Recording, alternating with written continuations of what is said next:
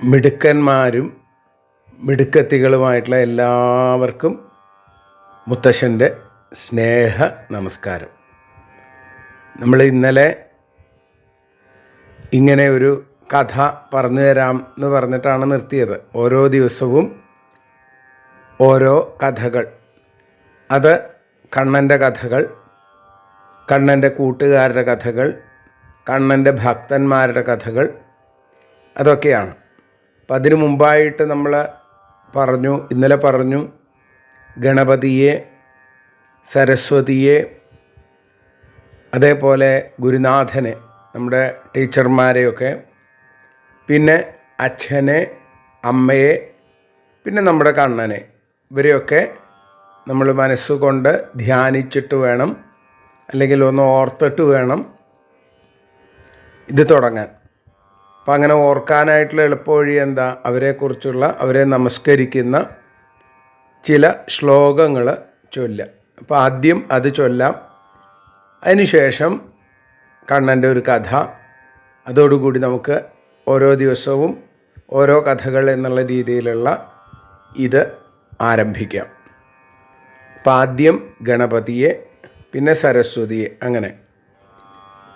വക്രതുണ്ഡമഹാകായം കോടിസൂര്യസമപ്രഭം നിർവിഘ്നം കുരു മേ ദേവ സർവകാര്യേഷു സർവദാ.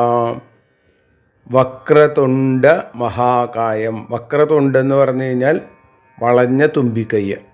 മഹാകായം, വലിയ ശരീരം. ആനയെപ്പോലെയാണ് ഗണപതി, അല്ലേ? അല്ലെങ്കിൽ ഗണപതിയെ പോലെയാണ് ആന. കോടി സൂര്യ സമപ്രഭം, സൂര്യൻ്റെ പ്രഭ, വലിയ വെളിച്ചമാണ്, അല്ലേ? അങ്ങനെയുള്ള 1 കോടി സൂര്യന്മാർ ഒരുമിച്ച് വന്നാലുള്ള പ്രകാശമാണത്രേ ഈ ഗണപതിക്കുള്ളത്. അങ്ങനെയുള്ള ഗണപതിയോട് നമ്മൾ പ്രാർത്ഥിക്കണത് എന്താ? നിർവിഘ്നം കുരു മേ ദേവ, ഞങ്ങളുടെ വിഘ്നങ്ങൾ, തടസ്സങ്ങളൊക്കെ മാറ്റിത്തരണേ. എല്ലാ കാര്യങ്ങളിലും എല്ലാ സമയത്തും ഞങ്ങളുടെ ഈ തടസ്സങ്ങളൊക്കെ മാറ്റിത്തരണേ എന്ന് പ്രാർത്ഥിക്കുകയാണ്. അത് കഴിഞ്ഞിട്ടോ പിന്നെ സരസ്വതി നമസ്തുഭ്യം വരദേ കാമരൂപിണി വിദ്യാരംഭം കരിഷ്യാമി സിദ്ധിർ ഭവതു മേ സദാ. പിന്നെ സരസ്വതി ദേവിയോട് പ്രാർത്ഥിക്കുകയാണ്. എന്താ? ഞങ്ങൾ വിദ്യ ആരംഭിക്കാൻ പോവുകയാണ്, ഞങ്ങളെ അനുഗ്രഹിക്കണേ എന്ന് പ്രാർത്ഥിക്കണം. പിന്നെയോ, പിന്നെ നമ്മുടെ അധ്യാപകർ, നമ്മുടെ ടീച്ചർമാർ, അവിടെ ഗുരുർ ബ്രഹ്മ ഗുരുർ വിഷ്ണു ഗുരുർ ദേവോ മഹേശ്വര ഗുരു സാക്ഷാത് പരം ബ്രഹ്മ തസ്മൈ ശ്രീ ഗുരവേ നമ. അപ്പോൾ നമ്മൾ കേട്ടിട്ടുണ്ട് വിഷ്ണു, ബ്രഹ്മാവ്, അതേപോലെ ശിവൻ. ഇവരൊക്കെ തന്നെ എന്താണ്? അല്ലെങ്കിൽ അവരൊക്കെ തന്നെയാണ് ഗുരുവിൻ്റെ രൂപത്തിൽ നമ്മളുടെ മുമ്പിൽ വന്ന് നിൽക്കുന്നത്, നമ്മുടെ അധ്യാപകരുടെ രൂപത്തിൽ. അപ്പോൾ അവരെയൊക്കെ നമസ്കരിക്കുക. പിന്നെ അഖിലാനപരാധാന്മേ ക്ഷമസ്വ കരുണാനിധേ പ്രസീദ മൽഗുരോനാഥ ജനകായ നമോ നമ. നമ്മുടെ ആദ്യ ഗുരുവായിട്ട് ആരെയാ പറയുക? അത് അച്ഛനാണ് ആദ്യ ഗുരു എന്നാണ് പറയുക, നമ്മളെ പഠിപ്പിക്കണത്. അപ്പോൾ അച്ഛനെ, ഞങ്ങളുടെ എല്ലാ തെറ്റുകളും ക്ഷമിച്ച് അച്ഛനോട് പ്രാർത്ഥിക്കുകയാണ്. അച്ഛൻ്റെ കാക്കൽ വീണ് നമസ്കരിക്കുന്നതായിട്ടാണ് നമ്മൾ വിചാരിക്കേണ്ടത്. ഇത് കഴിഞ്ഞാലോ? ഇത് കഴിഞ്ഞ് ഇതേപോലെ തന്നെ ഞങ്ങളുടെ തെറ്റുകളൊക്കെ ക്ഷമിക്കണേ എന്ന് അമ്മയോട് പ്രാർത്ഥിക്കണം. അഖിലാനപരാധാന്മേ ക്ഷമസ്വ കരുണാംബുധേ പ്രസീദ മൽപ്രിയേ നാഥേ മാതൃരൂപേ നമോസ്തുതേ. എനിക്ക് ഏറ്റവും പ്രിയപ്പെട്ട അമ്മ ആണ് ഏറ്റവും വലിയ സത്യം, അല്ലേ? അപ്പം ആ അമ്മയെ നമസ്കരിക്കുക. അത് കഴിഞ്ഞിട്ട് പിന്നെ കൃഷ്ണായ വാസുദേവായ ദേവകീ നന്ദനായ ച നന്ദഗോപകുമാരായ ഗോവിന്ദായ നമോ നമ. കൃഷ്ണൻ വസുദേവരുടെ പുത്രനാണ്, അതുകൊണ്ടാണ് വാസുദേവൻ എന്ന് വിളിക്കണത്. പിന്നെ ദേവകിയുടെ മകനാണ്, നന്ദഗോപരുടെ മകനാണ്. അപ്പോൾ അങ്ങനെയാണ് ഈ ശ്ലോകം. അപ്പം ഇവരെയൊക്കെ നല്ല പോലെ മനസ്സിൽ വിചാരിച്ച് അവരെയൊക്കെ നമസ്കരിക്കുന്നതായിട്ട് സങ്കല്പിച്ചിട്ട് വേണം നമ്മൾ കഥ കേട്ട് തുടങ്ങാൻ. അപ്പോൾ കഥ കേൾക്കുക എല്ലാവർക്കും ഇഷ്ടമാണ് അല്ലേ? എല്ലാവരും പലരിൽ നിന്നും പല രൂപത്തിൽ കഥകളൊക്കെ കേട്ടിട്ടുണ്ട്. ഇവിടെ നമ്മൾ ഇന്ന് ആദ്യം പറയണ കഥ കണ്ണൻ മണ്ണ് തിന്ന കഥയാണ്. എല്ലാവരും കേട്ടിട്ടുണ്ടാവും, കുറേ ആളുകളൊക്കെ കേട്ടിട്ടുണ്ടാവും. എങ്കിലും ഒന്നുകൂടി കേൾക്കുക. അപ്പോൾ കുറച്ചുകൂടി അതിനെക്കുറിച്ച് നമുക്ക് ഓർമ്മ വരും. അപ്പം അതിനു വേണ്ടിയിട്ടാണ്. മുമ്പ് കേട്ടതാണെങ്കിലും വീണ്ടും കേൾക്കുക. നിങ്ങളൊക്കെ കാർട്ടൂൺ സിനിമകളൊക്കെ കാണുമ്പോൾ അല്ലെങ്കിൽ കാർട്ടൂൺ ഓരോന്നൊക്കെ കാണുന്ന സമയത്ത് പല രൂപത്തിൽ അല്ലേ? അപ്പം അതിനെയൊക്കെ കണ്ടു കഴിഞ്ഞാൽ വീണ്ടും കാണാൻ തോന്നും. ഇതേപോലെ കണ്ണൻ്റെ കഥകൾ കേട്ട് കഴിഞ്ഞാൽ വീണ്ടും കേൾക്കാനായിട്ട് തോന്നും. കണ്ണൻ മണ്ണ് തിന്ന കഥ. ആ മണ്ണ് തിന്ന കണ്ണൻ്റെ ഒരു ചിത്രമാണ് ഇപ്പോൾ നിങ്ങൾ കാണണത്. കണ്ണൻ്റെ കുറേ ചിത്രങ്ങൾ ഇതിന് തുടർച്ചയായിട്ട് ഇങ്ങനെ കാണാൻ സാധിക്കും. കണ്ണൻ മണ്ണ് തിന്നണതും. ഇപ്പോൾ മണ്ണ് തിന്ന കണ്ണൻ്റെ കഥ. കണ്ണൻ മണ്ണ് തിന്നുവോ? കണ്ണൻ മണ്ണ് തിന്നിട്ടില്ല അത്രേ. പക്ഷേ ഒപ്പമുള്ള കൂട്ടുകാരും അതേപോലെ കണ്ണൻ്റെ ഏട്ടനുണ്ട് അല്ലേ? രാമൻ, കൃഷ്ണൻ്റെ ഏട്ടൻ രാമൻ, ബലരാമൻ എന്നൊക്കെ വിളിക്കണ ഏട്ടൻ. ആ ഏട്ടനും പറഞ്ഞു അത്രേ കണ്ണൻ മണ്ണ് തിന്നു എന്ന്. എപ്പോഴാണ് അതുണ്ടായത്? അത് കണ്ണൻ കൂട്ടുകാരോടുകൂടി കളിക്കാനായിട്ട് പോയി. നമ്മൾ ഒരു നല്ല രസമുള്ളൊരു പാട്ട് കേട്ടിട്ടുണ്ട് അല്ലേ? ഒപ്പത്തിയിലുള്ള കുട്ടികളൊരു 32 പേരുണ്ട് എന്നാണ് ഈ കവിതയിൽ പറയണത്. കണ്ണന് 32 കൂട്ടുകാരുണ്ടായിരുന്നു അത്രേ. 32 അല്ല, ഒരുപാട് കൂട്ടുകാരുണ്ട് കണ്ണന്. അങ്ങനെയുള്ള കൂട്ടുകാരോടുകൂടി കണ്ണൻ കളിക്കാനായിട്ട് പോയി. അങ്ങനെ കളിക്കുമ്പോൾ പലതരത്തിലുള്ള കളികളുണ്ട് അത്രേ കണ്ണന് ഓടക്കൊള്ളു വായിക്കാനറിയാം.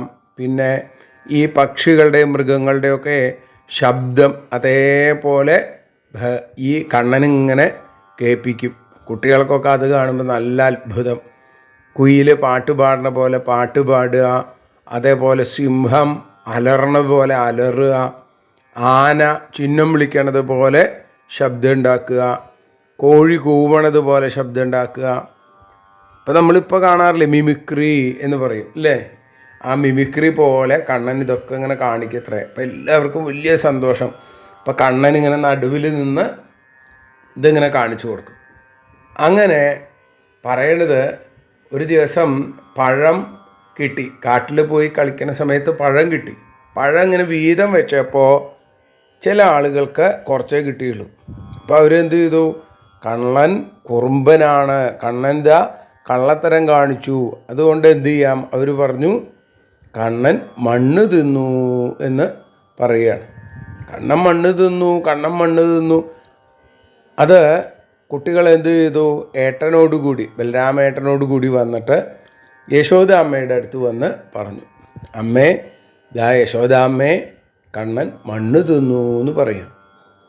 അപ്പോൾ കണ്ണനെ വിളിച്ചു. കണ്ണൻ്റെ 2 കൈയും യശോദാമ്മ ഇങ്ങനെ കൂട്ടിപ്പിടിച്ചു. കണ്ണനിങ്ങനെ കരച്ചിൽ വരുന്നത് പോലെയൊക്കെ കാണിച്ചു. കണ്ണൻ്റെ കണ്ണൊക്കെ ഇങ്ങനെ നിറഞ്ഞു. അങ്ങനെ കണ്ണൻ്റെ അടുത്ത് അമ്മ ചോദിച്ചു, കണ്ണൻ മണ്ണ് തിന്നു എന്ന് പറയുന്നുണ്ടല്ലോ. അപ്പോൾ കണ്ണൻ പറഞ്ഞു, ഏയ് ഞാൻ മണ്ണ് തിന്നിട്ടില്ല അമ്മേ. അപ്പോൾ പറഞ്ഞു, മണ്ണ് തിന്നു കഴിഞ്ഞാൽ ഉണ്ണിക്ക് സൂക്കേട് വരുന്ന അറിയില്ലേ? അപ്പോൾ ഈ ചെറിയ കുട്ടികളൊക്കെ മണ്ണൊക്കെ വാരി വായിലേക്കിടും. അപ്പം അങ്ങനെയൊക്കെ ഉണ്ടെന്നാണ്. അപ്പോൾ ഇപ്പോഴത്തെ കുട്ടികളൊന്നും മണ്ണിൽ കളിക്കില്ല അല്ലേ? എല്ലാവരും അകത്തിരുന്ന് മൊബൈൽ നോക്കിയിരിക്കും അല്ലെങ്കിൽ ടി വിയിൽ നോക്കിയിരിക്കും. പക്ഷേ കണ്ണൻ്റെ കാലത്ത് അങ്ങനെയല്ല. കണ്ണൻ എല്ലാവരുടെയും കൂടെ കളിക്കാനായിട്ട് പോവും. പശുക്കുട്ടികളെയൊക്കെ മേയ്ക്കാൻ പോകുമ്പോൾ. അങ്ങനെ അവരോട് ആ അമ്മ ചോദിച്ചു, കണ്ണൻ മണ്ണ് തിന്നു എന്നുള്ളത് സത്യമാണോ എന്ന് ചോദിച്ചു. അപ്പോൾ പറഞ്ഞു, അതെ. ഏട്ടനും പറഞ്ഞു കണ്ണൻ മണ്ണ് തിന്നു എന്ന്. ഏതായാലും കണ്ണൻ മണ്ണ് തിന്നത് പോലെ അവർക്ക് തോന്നിയിട്ടുണ്ടാവും. കാരണം എന്താ? കണ്ണൻ അമ്മയെ ഒന്ന് പറ്റിക്കാൻ തീരുമാനിച്ചു. എന്തിനു വേണ്ടിയിട്ടത്? അത് അമ്മയെ പറ്റിക്കാൻ വേണ്ടിയിട്ട് മാത്രമല്ല, അല്ലെങ്കിൽ അതിലൂടെ നമ്മളെ ഒരു കാര്യം അറിയിക്കുകയാണ്. കണ്ണൻ എന്ന് പറഞ്ഞാൽ ആരാണ്? സാക്ഷാൽ ഈശ്വരനാണ് എന്ന് കാണിക്കുകയാണ്. ഈ ലോകത്തെ മുഴുവൻ വേണ്ട പോലെ കൊണ്ടു നടക്കുന്ന ആളാണ് കണ്ണൻ എന്ന് കാണിക്കാൻ വേണ്ടിയിട്ട്. അപ്പോൾ ചോദിച്ചു, മണ്ണ് തിന്നുവോ എന്ന് ചോദിച്ചു. അപ്പോൾ കണ്ണൻ പറഞ്ഞു, ഇല്ല, ഞാൻ മണ്ണ് തിന്നിട്ടില്ല അമ്മേ എന്ന് പറഞ്ഞു. അപ്പോൾ പിന്നെന്താ ചെയ്യുക? മണ്ണ് തിന്നുവോ നോക്കാൻ വേണ്ടിയിട്ട് മണ്ണ് വായയിലേക്ക് ഇട്ടിട്ടല്ലേ തിന്നുക. അപ്പോൾ അതുകൊണ്ട് വായ തുറക്കാനായിട്ട് പറഞ്ഞു. അപ്പോൾ വായ തുറക്കാൻ പറഞ്ഞു കഴിഞ്ഞപ്പോൾ കണ്ണങ്ങനെ ചിരിച്ചു നിന്നു. കണ്ണൻ ഇപ്പോൾ മണ്ണ് തിന്നു തന്നെ അമ്മ വിചാരിച്ചു. അപ്പോൾ കണ്ണൻ പറഞ്ഞു, ഇതാ വായ ഞാൻ തുറന്ന് കാണിക്കാം, അമ്മ നോക്കിക്കോളൂ എന്ന് പറഞ്ഞ് കണ്ണൻ വായ എങ്ങനെ തുറന്നു. വായ തുറന്നു കഴിഞ്ഞപ്പോഴോ അതിനകത്ത് എല്ലാ സാധനങ്ങളും, ഈ ലോകത്തുള്ളത് മുഴുവൻ, ആകാശം, അതേപോലെ ഭൂമി, അതേപോലെ കടൽ, കാട് എന്ന് വേണ്ട ഈ ലോകത്ത് എന്തൊക്കെയുണ്ടോ അത് മുഴുവൻ ഉണ്ണിയുടെ വായ്ക്കകത്ത്, സിനിമയിലൊക്കെ കാണില്ലേ നമ്മൾ, അതുപോലെ ഉണ്ണിയുടെ വായിലിങ്ങനെ യശോദാമ്മ കണ്ടു അത്രേ. യശോദാമ്മയ്ക്ക് ആകെപ്പാടെ പരിഭ്രമായി. ഇത് സ്വപ്നം കാണുകയാണോ, ഇതെന്താ ഇത് സംഭവിക്കണത് എന്നൊക്കെ യശോദാമ്മ പേടിച്ചു. യശോദാമ്മ പേടിച്ചു ഇങ്ങനെ നിൽക്കുന്ന സമയത്ത് കൃഷ്ണൻ എന്ത് ചെയ്തു? പെട്ടെന്ന് വായങ്ങടെ അടച്ചു. കൂട്ടുകാരൊന്നും ഇത് കണ്ടില്ല, യശോദാമ്മയ്ക്ക് മാത്രമേ കാണിച്ചു കൊടുത്തുള്ളൂ. അങ്ങനെ വായ അടച്ചു കഴിഞ്ഞിട്ട് യശോദാമ്മയുടെ അടുത്തേക്ക് ഓടിച്ചെന്നു. അമ്മേ, എനിക്ക് അമ്മിഞ്ഞ തരൂ എന്നും പറഞ്ഞ് ഓടിച്ചെന്നു. അത് കണ്ടപ്പോഴേക്കും യശോദ കണ്ടതൊക്കെ മറന്നുപോയി. അങ്ങനെ ഉണ്ണിയെ ഇങ്ങനെ ചേർത്ത് പിടിച്ചു. അപ്പോഴേക്കും കുട്ടികളൊക്കെ ഓടി വന്നു. യശോദാമ്മേ, ഉണ്ണിയുടെ വായിൽ മണ്ണ് കണ്ടുവോ എന്ന് ചോദിച്ചു. അപ്പോൾ മണ്ണ് മാത്രമല്ല, ഈ ലോകം മുഴുവൻ കണ്ടതാണ് യശോദാമ്മ. പക്ഷേ ഇപ്പോൾ എല്ലാം മറന്നുപോയി യശോദാമ്മ. യശോദാമ്മ പറഞ്ഞു, ഉണ്ണിയുടെ വായ്ക്കകത്ത് മണ്ണൊന്നും കണ്ടില്ല, നിങ്ങൾ വെറുതെ തോന്നിയതാവും നിങ്ങൾക്ക്. അപ്പം അവരെയും കുറ്റപ്പെടുത്തിയില്ല, കണ്ണനെയും കുറ്റപ്പെടുത്തിയില്ല. കാരണം എന്താ, നിങ്ങളെന്തിനാ അങ്ങനെ നുണ പറഞ്ഞതെന്നൊന്നും യശോദാമ്മ ചോദിച്ചില്ല. യശോദാമ്മ പറഞ്ഞു, നിങ്ങൾക്ക് അങ്ങനെ തോന്നിയതാവും, കണ്ണൻ മണ്ണൊന്നും കഴിച്ചിട്ടില്ല എന്ന് പറഞ്ഞ് കണ്ണനെ ഇങ്ങനെ കെട്ടിപ്പിടിച്ച് ഇരിക്കണം. അപ്പോൾ അങ്ങനെ ആ കണ്ണൻ്റെ നല്ല രസമുള്ളൊരു കഥ നമ്മളിന്ന് കേട്ടു.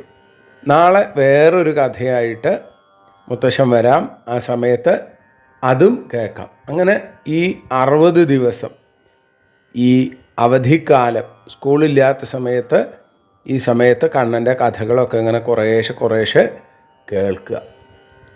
ഇത് ഭാഗവതം എന്ന് കേട്ടിട്ടുണ്ടാവും. നിങ്ങളുടെ അടുത്തുള്ള അമ്പലങ്ങളിലൊക്കെ ചിലപ്പോൾ ഭാഗവത സപ്താഹം എന്നൊക്കെ കേൾക്കും. അവിടെ ചെന്നിരുന്നു കഴിഞ്ഞാൽ ചിലപ്പോൾ നിങ്ങൾക്കൊന്നും മനസ്സിലാവില്ല. കാരണം വലിയ കാര്യങ്ങളാവും പറയുക. പക്ഷേ ഇതിങ്ങനെ കുറേശ്ശെ കേട്ടാൽ പതുക്കെ അതും മനസ്സിലാവും. ഇപ്പോൾ ഭാഗവതം എന്നുള്ള വലിയൊരു പുസ്തകമുണ്ട്. ഇതിൽ കണ്ണൻ്റെ കഥകളാണ് കുറേ അധികം ഉള്ളത്. അപ്പോൾ ആ പുസ്തകത്തിൽ ഇതിൽ 12 ഭാഗമുണ്ട്. ഇതിൽ 10ാമത്തെ ഭാഗത്തിൽ 8ാമത്തെ അധ്യായം. 8ാമത്തെ അധ്യായം എന്ന് പറഞ്ഞു കഴിഞ്ഞാൽ 8ാമത്തെ ചാപ്റ്റർ അല്ലേ? നിങ്ങളൊക്കെ ക്ലാസ്സിൽ ഓരോ പുസ്തകത്തിനും ഇത്ര ചാപ്റ്റർ ഉണ്ട് പറയും. അതേപോലെ 8ാമത്തെ ചാപ്റ്ററിലാണ് ഈ കഥ പറഞ്ഞിട്ടുള്ളത്. അപ്പോൾ എല്ലാവരും നല്ല കുട്ടികളായി അച്ഛനും അമ്മയൊക്കെ പറയണതൊക്കെ കേട്ട് നല്ല കുട്ടികളായിട്ട് ജീവിക്കുക. അത് മാത്രം ആണ് എപ്പോഴും പറയാനുള്ളത്. എല്ലാവരെയും ഈശ്വരൻ അനുഗ്രഹിക്കട്ടെ കേട്ടോ. അപ്പോൾ ശരി, നാളെ വേറൊരു കഥയായിട്ട് മുത്തശ്ശൻ വരാം. നമസ്കാരം, ബൈ.